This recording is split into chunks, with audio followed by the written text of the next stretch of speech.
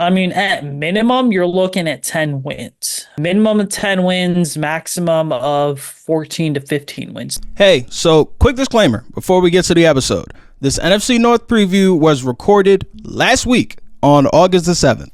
So not covered is Caleb Williams and the Bears' first preseason game that wasn't the Hall of Fame game, episode 2 of Hard Knocks, and JJ McCarthy's injury that we still aren't that clear on. If you are watching the YouTube version of this, the full NFC North preview is available via podcast, link in the description. The rest of the visuals will come out throughout the week. And disclaimer number 3, since Usayd is a Bears writer, we went very Bears heavy, as you can see by the timestamp. So the rest of the NFC North, I owe you a more in-depth preview. That will be out on Saturday, August 17th.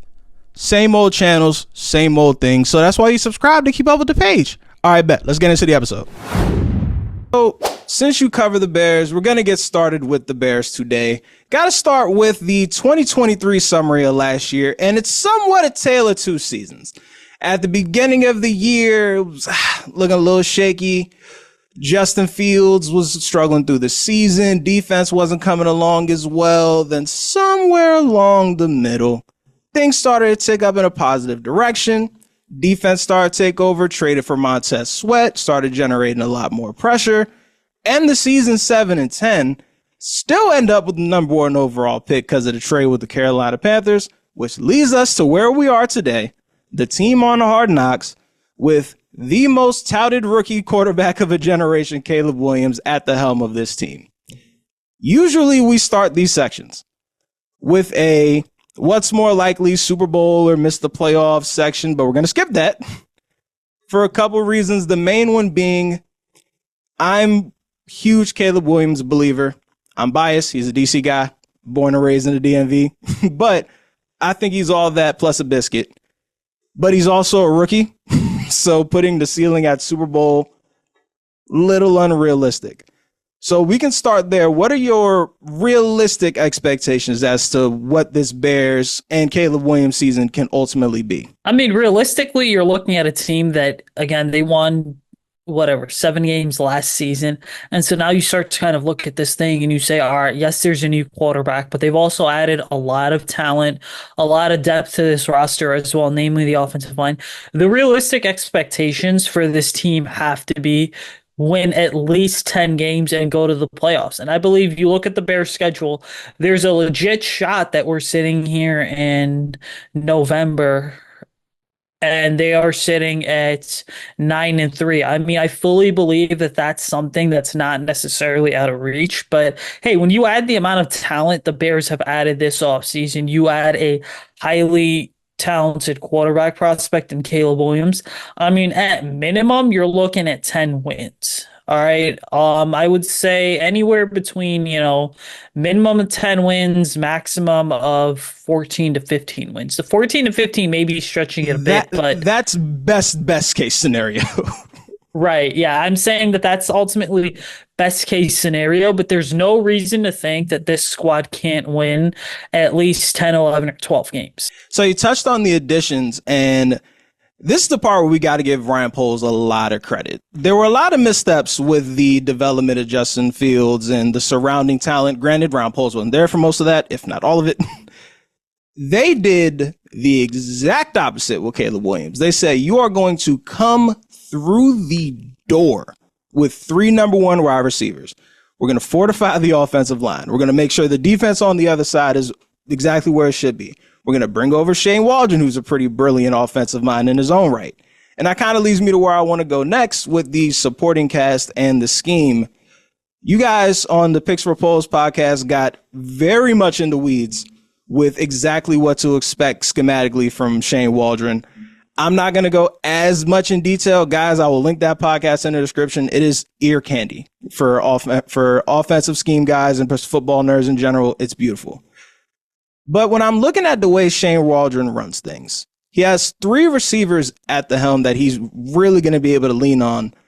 Similar-ish to what he had in Seattle with DK, Lockett, and JSN. Different skill sets, obviously. But he also loves himself some multiple tight end sets. And I don't know if Cole Kmet, Gerald Everett, and the ever-ageless Mercedes Lewis will be able to kind of produce at that level that he's looking for. So since you've been on the grounds of training camp, what have you been able to see as to what they've been running, what they've been practicing in that regard? Yeah, I would just say this. The Bears certainly been really experimenting with what the offense looks like. Like, to be upfront, the last few days, especially today, Wednesday, was not a very good day for the offense. But I also think that those are the things that are going to happen when, number one, you're in training camp. Number two, you're going against the exact same defense. But then also number three, like when you have that rookie quarterback as good as Caleb is, I mean, there is going to, at the end of the day, be a learning curve, especially with all the new pieces. And I think, when we hear people say, when we hear players and coaches say, well, it's a long season, there's a certain truth to it because you can start out really slow in September, all right, first few weeks of October, and then there's kind of this magic point where if you're a really good team, you start to hit your grind, or you could be like the Philadelphia Eagles and trend in the complete opposite direction. But looking at the Bears offense, I think what you're going to see is this. You're going to see a lot of spread looks, and out of the spread, you had three really good wide receivers. You have Rome Odunze, DJ Moore, and Keenan Allen. Those guys can pretty much go ahead and play the FX or the Z position. Cole Kmet can play an inline tight end as a U, or he could play the Y. In this offense, with the personnel that the Bears have, I mean, I would not be surprised to see him flexed out into the slot more. Gerald Everett, to me, is kind of more of your traditional U tight end. I think looking at the Hall of Fame game, there was sort of a little bit of a different wrinkle that I noticed that fans may not be used to seeing, which is some of these tight ends were basically lined up about 1 to 2 yards off the line of scrimmage, and they were lined up in those basically what a lot of football coaches would consider to be a 2-point stance. And so there's a lot of different wrinkles that I think are going to be coming to this offense. And that's not even getting into what to expect from the running game, because Velus Jones Jr., who was, again, played his old college career at USC and Tennessee as a wide receiver, kick returner. The Bears are now experimenting with him possibly playing running back. You look at some of the plays that the Bears have shown.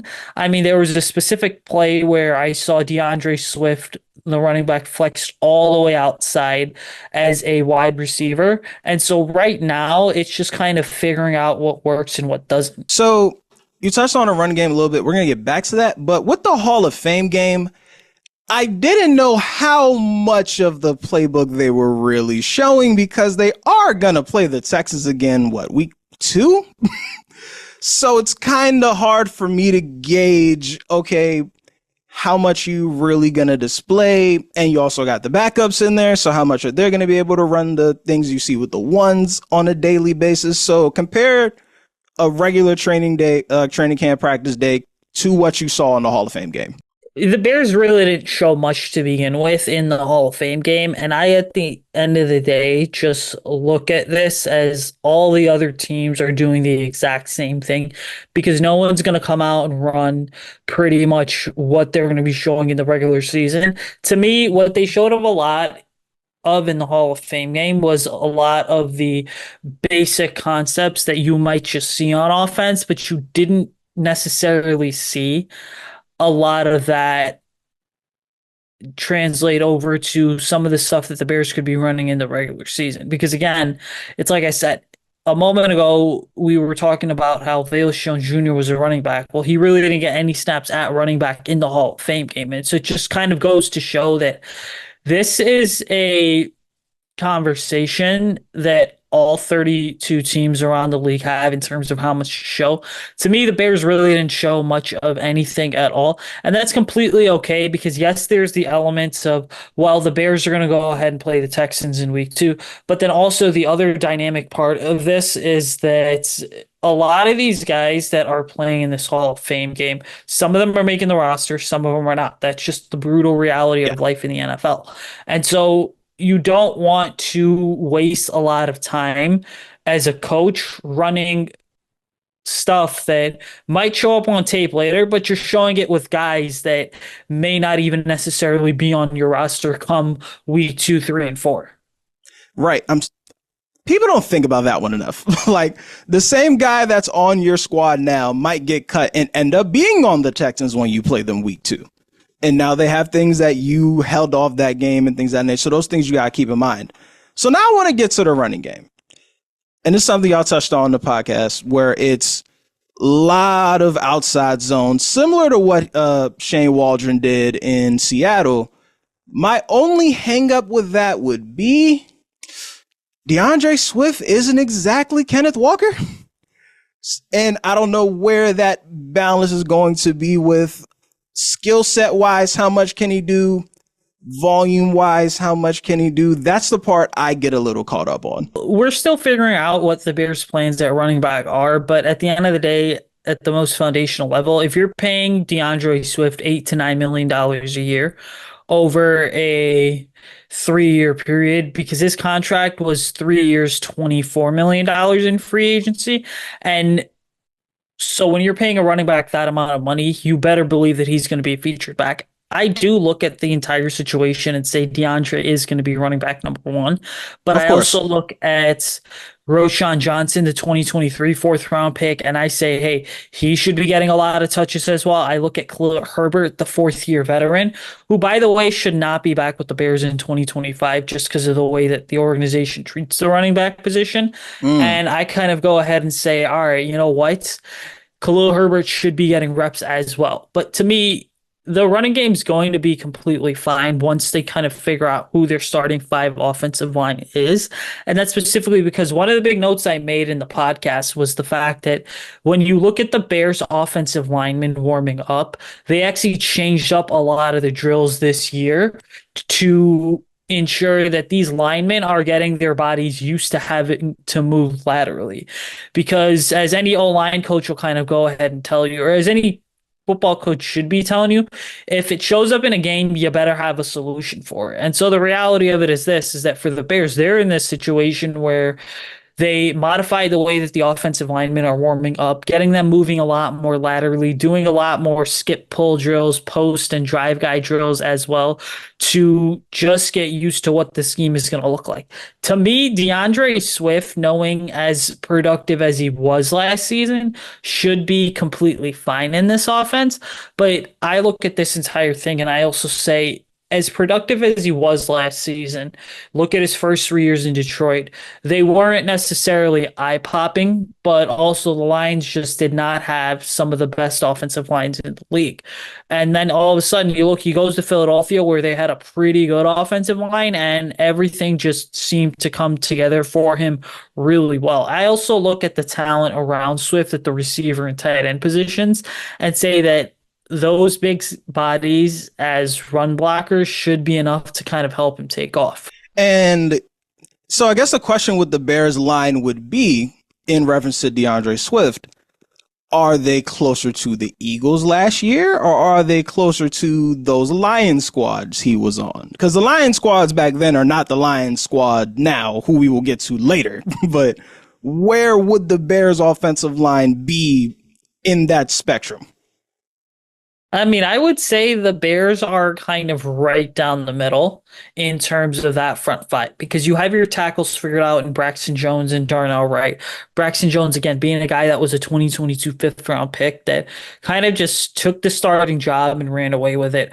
Darnell Wright, the organization really believes in him and hopes that he can take another massive step forward. When he does, there's a legit shot that he's actually the best tackle of all the offensive tackles drafted in the first round of the 2024 draft. You look at the interior, the Bears are still kind of figuring things out there.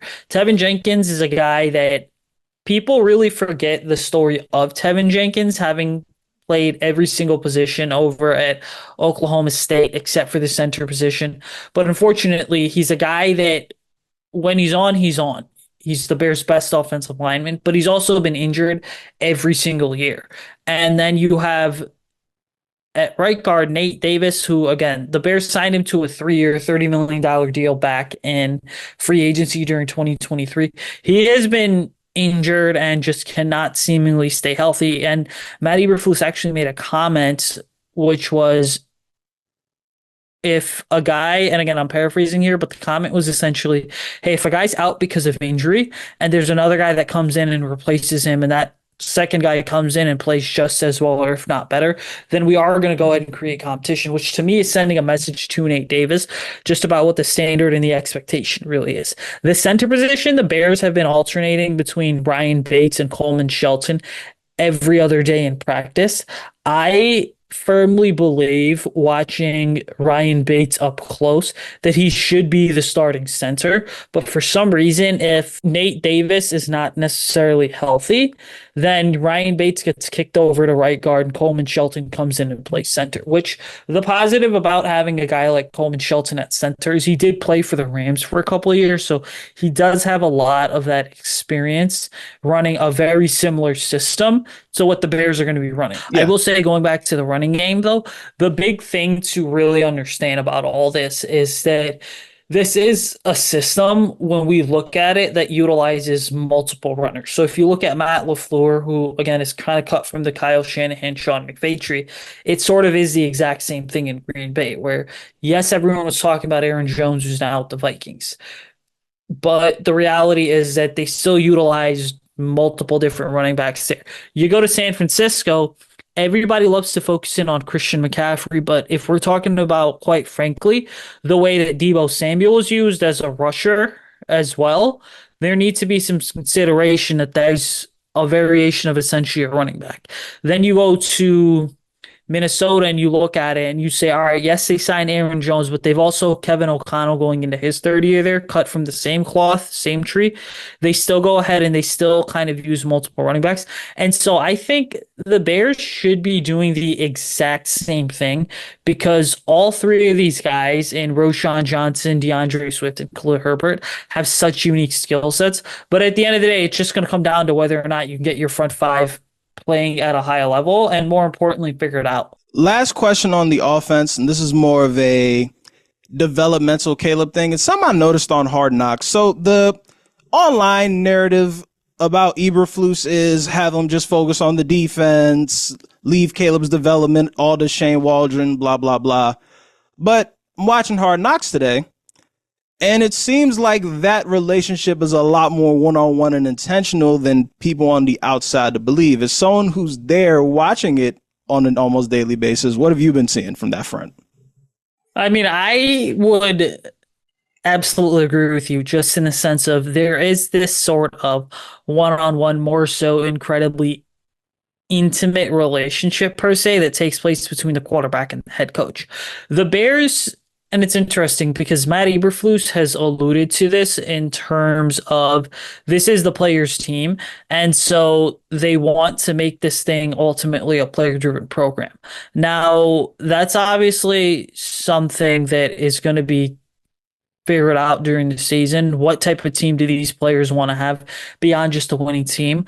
But Caleb's come in and Caleb's the leader. Matt is a very high energy guy. Matt always in practice seems to be incredibly upfront and involved with all the players as much as he can. It's actually very interesting too that he'll go ahead and on the offensive, when the Bears are in 7-on-7s or team segment, Matt will actually be on the offensive side of the ball, kind of watching alongside Shane Waldron and Kerry Joseph.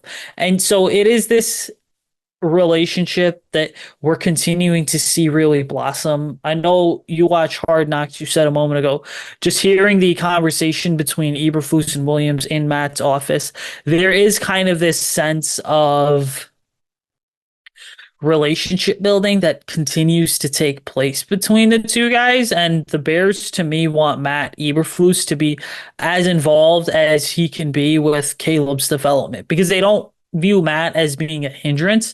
They want Matt to be an asset. But also, going back to Hard Knocks, there was a scene in there last night where Matt Eberflus was actually sitting in the back of the room when the Bears were meeting with Kerry Joseph, and the quarterbacks were all in the meeting room with Kerry Joseph. Matt was sitting back there and taking incredibly detailed notes, which is just something that kind of he's been known to do because he did it with Justin Fields, and he's doing the exact same thing here. That was literally about to be my next question. Is that a new thing with Caleb, or did he do that with Justin? That answers my question. But he is a defensive guy, so if he's not watching the defense, who is? That's actually going to be defensive coordinator Eric Washington and then secondary coach John Hoke, two guys that again have been in the league for a really long time that really seem to go ahead and understand the nuances and the ins and outs of this position. But also the Bears have a lot of continuity on the defensive line because you look at the linebacker room, TJ Edwards, Tremaine Edmonds, Jack Sanborn, all going together playing in year two. You look at Jaquan Brisker, Kyler Gordon, Jalen Johnson. Those guys have basically been playing together for 2 years now in this defense going into year three. Montez Sweat came over in that trade with the Washington Commanders last year. He suddenly found his mojo. Gervon Dexter really seems to be coming along nicely, and I think he is set to have a big year. But when Matt talks about this being the players team, essentially, we're seeing more and more of that on the defensive side of the ball because again, these guys know their vision, they know their mission, they know what they want to go out and accomplish. It's just making sure that the offense gets up to speed with everything. So you brought up that front seven, and the pushback I have a little bit on that is at times last year, it kind of felt like I'm watching Harold Melvin in the Blue Notes and Montez Sweat is Harold Melvin, because I look at that front seven. I think TJ Edwards and that linebacker group will be better this year, and they'll be perceived differently. I think a lot of the way we perceive them was because Roquan was doing his thing in Baltimore, and all due respect to them, they're not Roquan. The DBs will be able to come along better. I like Jonathan Owens a lot. But when it comes to that pass rush and how those guys are going to be able to attack as a group, outside of Sweat, who do you expect to take more of that load? Well, that's the ultimate question the Bears have to ask themselves because you have Montez Sweat and then you have DeMarcus Walker as your two primary edge rushers. Austin Booker, a 2024 fifth-round pick as a rookie, has flashed a lot of potential so far. And again, I was talking to Jalen Johnson on Sunday, and Jalen was pretty much just like, hey, this kid has it all. And when you get a fifth-year veteran cornerback that's been here for two different coaching staffs saying that about a rookie, I mean, there is a lot of merit to it. But looking at also, understanding just who are some of the guys that the Bears have. Now, to me, a blunt assessment of this front four is that the Bears need to add some more juice. They need someone to complement DeMarcus Walker. That is probably going to end up being some sort of veteran that is on a roster in camp somewhere that gets cut but still has enough left in the tank. But I also look at this entire thing and I kind of go ahead and I say, all right, Gervon Dexter's your 3 technique. Andrew Billings is your 1 technique. Well, those two guys are going to have to do a really good job at generating that interior pressure. Gervon, to me, absolutely can play that big 3 tech role and generate a lot of the interior pressure. Andrew Billings being the 1 tech can kind of be a nose guard and just kind of go out and stuff the run. And then Montez Sweat can kind of just do his thing. But for this front four to really work, it's going to take Gervon Dexter and Andrew Billings to be consistently playing at a high level every single snap. And so far, I just feel like we haven't seen enough evidence where I can say, yep, we're getting that for 17 games out of the year. But you talk about bringing in another rusher. Yannick Ngakoue is still unemployed, and he was on the team last year. So I don't know, just throwing it out there. I don't know if they're done making moves, but hey, if they want to bring in another guy, he is still there. One last thing about the Bears. So last year, as the defense was coming along, and as I was reading up on the defense, they made a point about the quarterbacks they were going against last year. I have the list of quarterbacks they got wins off of: Bryce Young, Aiden O'Connell, Sam Howell, Josh Dobbs, Taylor Heineke, Kyler Murray, and Jared Goff. Obviously, Jared Goff being the best one out of all of them. We'll get to Jared Goff when we get to the Lions. This year, though, they have the 3rd easiest schedule regardless. Granted, there's CJ Stroud, Jordan Love, and Jared Goff again, but I don't see why we don't see a repeat of the second half of the season Bears defense stretched throughout the entire 17. Well, the Bears should theoretically be much better on defense this year. And that, again, just comes from a couple things here. Number one, you finally have a full offseason of Montez Sweat. Like I've said this constantly, the fact that Montez came over in a trade halfway through last season, had whatever 6 to 6.5 sacks, had his first double digit sack season, and continued to just take the locker room by storm. It really shows you that with a full offseason, let's go ahead and see what he can do. But he also needs to perform because, again, he just signed a 4 year, $98 million contract extension. You look at the linebacker core, and again, they've played together. The secondary, again, most of these guys are going into year 2 or 3 of playing together. You have Jalen Johnson, Jaquan Brisker, and Kyler Gordon that have been together for basically 3 off seasons now. You look at Kevin Byard, a veteran safety who has played a lot of really good football playing for Tennessee, but also playing for Philadelphia. Tyree Stevenson had 4 interceptions last year as a rookie cornerback, so the potential for him just seems to be off the charts.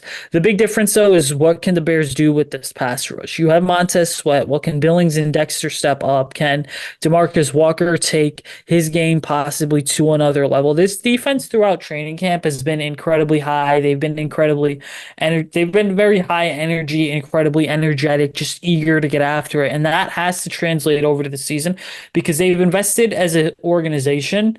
Tremaine Edmonds has a big contract. Jalen Johnson has a big contract. After this year, you're going to have Kyler Gordon and Jaquan Brisker eligible for contract extensions. Montez Sweat's making a hell of a lot of money.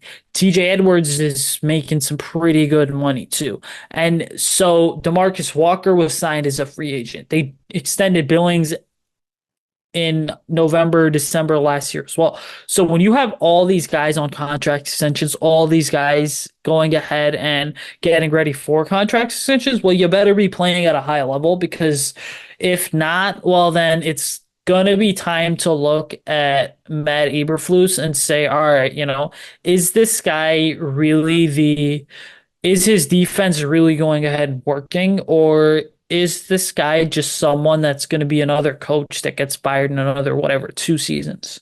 Happy you brought that up. So to close out the Bears segment, as we sit here, it is Monday, February 10th, 2025. It is the day after the Super Bowl. In 1 or 2 sentences, the headline of the Bears season you predicted to be what? I mean, that's a really good question. I didn't come with any headlines in mind, but if I had to make some sort of mock headline, I definitely would say that Monday, February 10th, 2025, it should be, can the Bears take another step forward with Caleb Williams?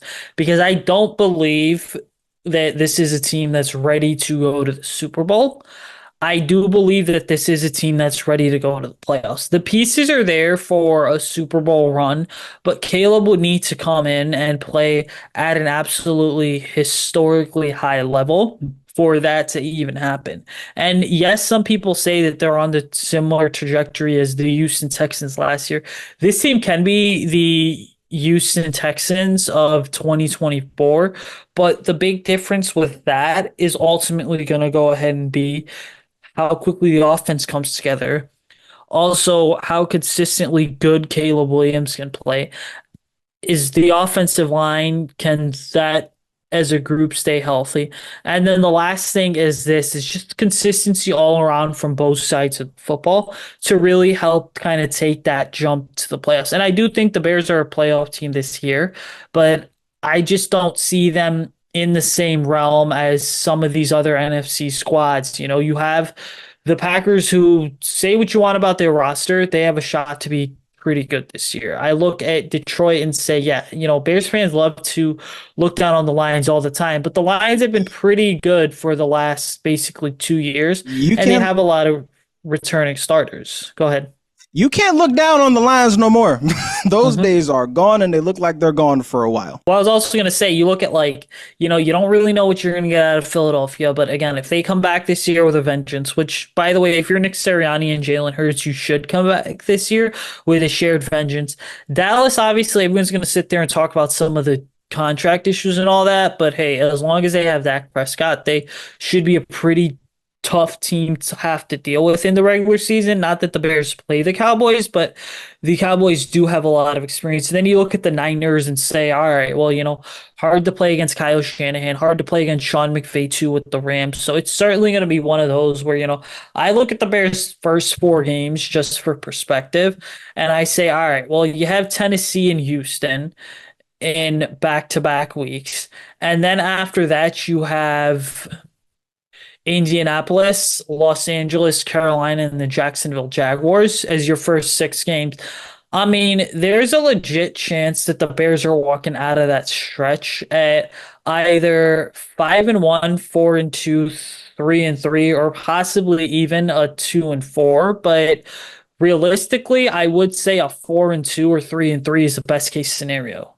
I was saying, when you're saying that stretch, I'm like, that sounds 4-2-ish. Anything below 3-3, you're going to start to get panic headlines, which a little bit unjustified. And last thing before we leave the Bears, I've been drilling this in a lot of people's heads with all rookie quarterbacks. Again, I'm living in the DMV. I'm telling this to my friends who root for the Washington, formerly racial slurs, now Commanders. CJ Stroud and the Texans last year are an anomaly. That is not the norm. You are not getting that every year. We haven't got it thus far, and I can argue we may not get that again for a while, as much as I believe in Caleb.